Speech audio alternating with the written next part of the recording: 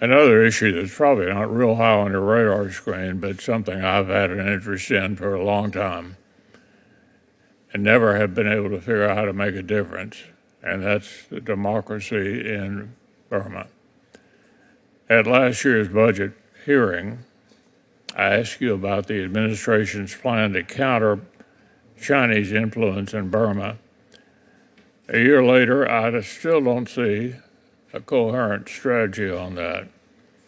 The department repeatedly declined to obligate funds to implement the Burma Act, and it softened its policy toward Chinese-backed military junta. So, Mr. Secretary, when Hong Kong's pro-democracy advocates were under attack, you stood by them, both on principle and because friends of democracy tend to be friends of America. So does the State Department have a preference on whether Burma is ruled by a Chinese-backed junta or by duly elected civilian leaders? Or is the policy toward Burma agnostic toward values and stable outcomes? Yeah, I don't think our policies will ever be agnostic anywhere in the world. If we had our choice and our preference, we would much prefer to deal with a democratically elected government that's friendly to the United States than one that isn't and is under the control of a foreign power. The challenge in Burma has been obviously that the Chinese hold a tremendous amount of leverage over that system there. And we have tried to find and continue to search for creative ways in which we can at least have a relationship with elements within Burma.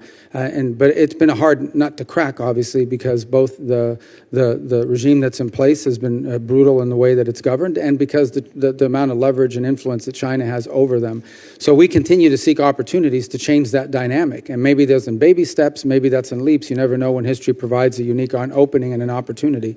But to your fundamental question, look, ideally, and by the way, dealing with democracies is not always easy because they change governments, and sometimes the person who got elected is a little less friendly to us than the others. But over time, we have found that our ability to interact with democratically elected governments is much more stable and much more in our interest than otherwise. In some cases, you don't get that option, unfortunately. And I'm not saying that Burma is incapable of democracy. I'm just saying that as the circumstances there exist right now, we are still searching for creative, innovative ways in which we can sort of find our way to at least have some relationship with individuals who have a chance to make a difference there and give them a chance to make that difference.